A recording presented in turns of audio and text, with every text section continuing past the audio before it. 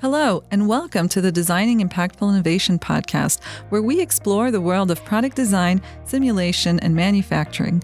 In each episode, we'll hear from experts and learn about how they are using the 3D Experience platform on the cloud to innovate and create positive change. This is the second episode of our series From Design to Deployment, a robot provider's digital journey. We'll be hearing from Arvind Krishnan, industry analyst at Lifecycle Insights, and Tim Doerks, CTO and co-founder of Sewts, a robotics startup in the textile handling sector. Hello, and welcome to this podcast. Today, I have the pleasure of talking to Tim Doerks, co-founder and CTO of Sewts. Sewts is a startup that develops intelligent robotics to automate complex manual labor. So, without further ado, I want to welcome Tim to the podcast. Tim, welcome. Can you introduce your company and its products to our audience? Yeah, sure thing. First of all, Arvind, thank you for having me on this podcast. So basically, I'm one of the founders of Sewts, and Sewts is a Munich-based robotics company. And we are working on automating the handling of easily deformable materials. So that might be hard to grasp for some out there. So saying it in more simpler terms is basically everything that is behaving like a textile, be it a t-shirt or a towel or so, is very hard to handle for robots, and therefore we're building specifically software and automation solutions to make this handling possible. That's the basics of it. So looking into what we have developed so far is we have looked into many different use cases for our technology and found a very interesting one in our first market, being in industrial laundries. So there workers are taking vast amount of washed and dried towels out of a bin and placing them on a folding machine. And this is a very repetitive task. And we have found a solution to build a software and a hardware product to automate this task. And this first product is called Sewts Vellum, actually. Exactly. Tim, congratulations on your first product launch.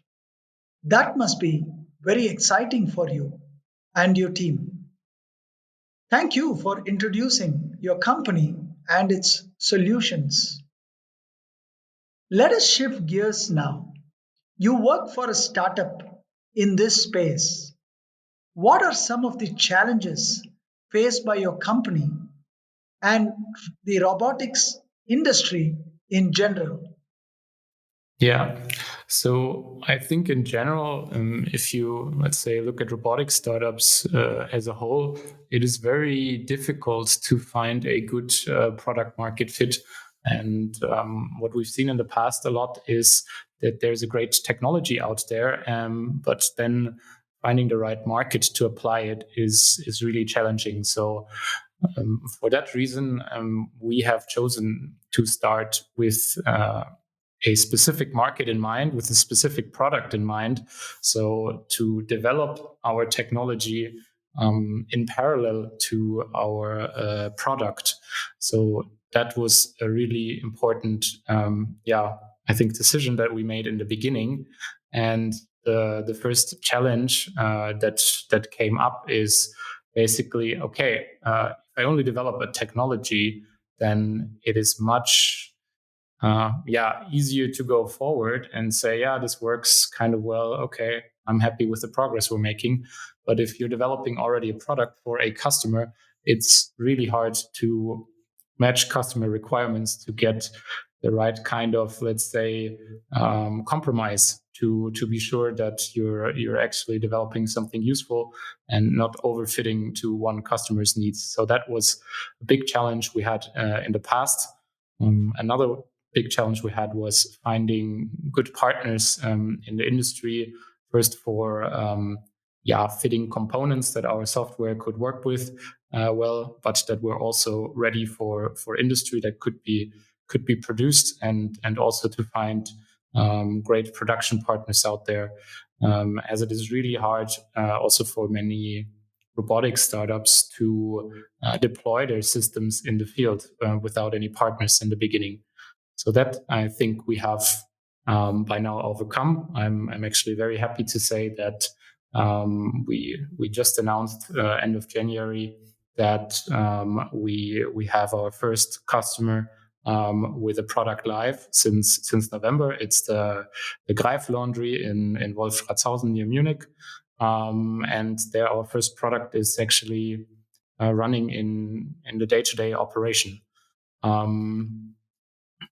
Secondly, like looking into the future, our challenges that are coming up now, of course, is scaling our rollout of more systems. So to have more installations in the field towards end of 2023, and also being able to scale our operations, meaning support and service and so on. Because so far we have been focused a lot on development work only, and now with systems out in the field, we see more and more requests coming in to give good support, to be there for our customers and see that they're satisfied with everything that we have delivered. So growing this for this year will be one of our biggest challenges going forward. Tim, it was exhilarating to hear about your first customer. Congratulations again. I'm sure that other robotics companies will echo most of your challenges. I wish you the very best in overcoming these challenges and launching many products in the future. I am told that your team mainly uses the 3D Experience cloud platform to develop your products. Can you talk a bit about how this platform has supported you in the past and is supporting you in developing these innovative products today? Mm-hmm. Yeah, sure. I can do that. I think software from Dassault Systèmes has been with us for quite a while in the journey. So even actually before we started the company, coming out of university, we've had a exist scholarship from the German Ministry of Economics, which basically means you're sitting at a chair of a university, being supported by that chair, and you have 1 year to work on a prototype. And actually from there out, from university, we were already using CATIA, let's say, as a first tool for mechanical design, and Abacus for our material simulations in FEM. And I think that kind of started us off in this direction, working with the 3D Experience platform, where we then later, becoming a real company, went to use the 3D Experience platform more broadly. Currently working a lot with the electrical CAD in SolidWorks, as well as the mechanical design in SolidWorks. To facilitate prototypes and to build switch cabinets and so on for our prototyping. This is very helpful. But obviously also looking into, let's say, broader fields with Simulia, running some textile simulations as well, and also more recently with Delmia, checking for trajectories of industrial robots to match our processes. So this is a really helpful tool for us to run our development, especially on the hardware and simulation side. And looking into the future, actually, the platform will provide us with a lot better services, let's say, in the form of being a PLM system as well. So as I said before, this year we want to scale our rollout of installations. So that also means that we will have a lot of documentation work to do.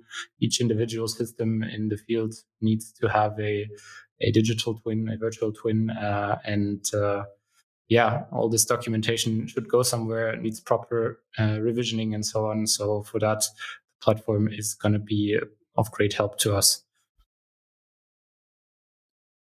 I like the way how your company evolved with the tools.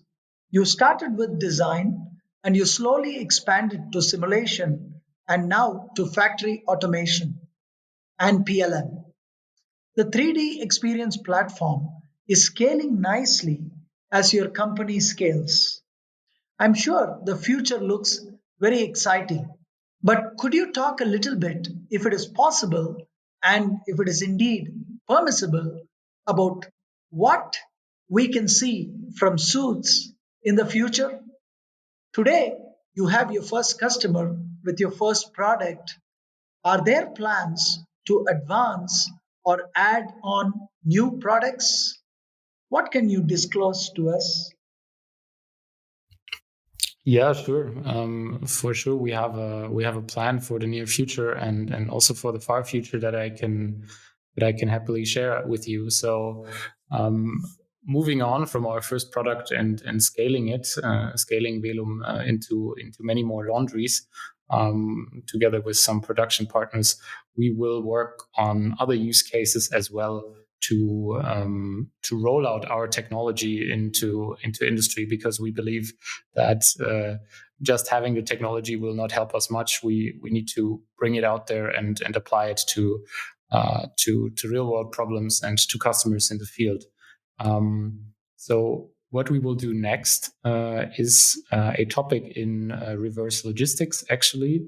So there we have already started developing on a product which we want to use in the field of online e-commerce for fashion. So let's say you order a t-shirt or pants or so online, and you get them and you don't like how they fit, you send them back, right, to be returned. And these returns are currently, at least in Central Europe, driven halfway through the continent to be opened up, checked for quality, if they're still sellable, and then repackaged and brought back into the main markets in Central Europe. And this is a very labor-intensive process that also has a lot of travel, or let's say logistical effort involved. So we want to tackle this by automating the process, so that when your package arrives, and let's say you have a T-shirt inside that, a robotic system can take a look at it, do a quality check, place it on a folding machine, and have it refolded to be put back into the system again. So this is something that we plan to go out into a first project in 2024 with. So for the next couple of months, you cannot see, let's say, any prototype of that, but we're already working on it. And one other major thing is that during development of our first product, we have found out that it is very time consuming to do all of these developments. So developing each product, it will get faster over time as we're progressing with our technology, but there's still going to be a lot of engineering effort and programming effort involved in that. And where we want to eventually get to after 3 or 4 use cases is that we can build a platform for automation engineers around the world to also automate this limit material handling engineering. So that basically means we want to build a product that's called Sewts Jupyter in the very long run. And this is kind of similar to the 3D Experience platform, a engineering tool that will help you automate tasks in limit material handling that are currently too expensive to automate or cannot be done at all. So things like handling of certain food items, for example, or seat cover manufacturing or cloth manufacturing as a matter. So all these things we want to be able to automate with this platform, and through our different use cases that we're currently rolling out, and it will roll out in the future, the technology for this platform will grow. So for that, I'm really excited, and I hope in the future we can see a lot more products being built and automated in the textile industry through that.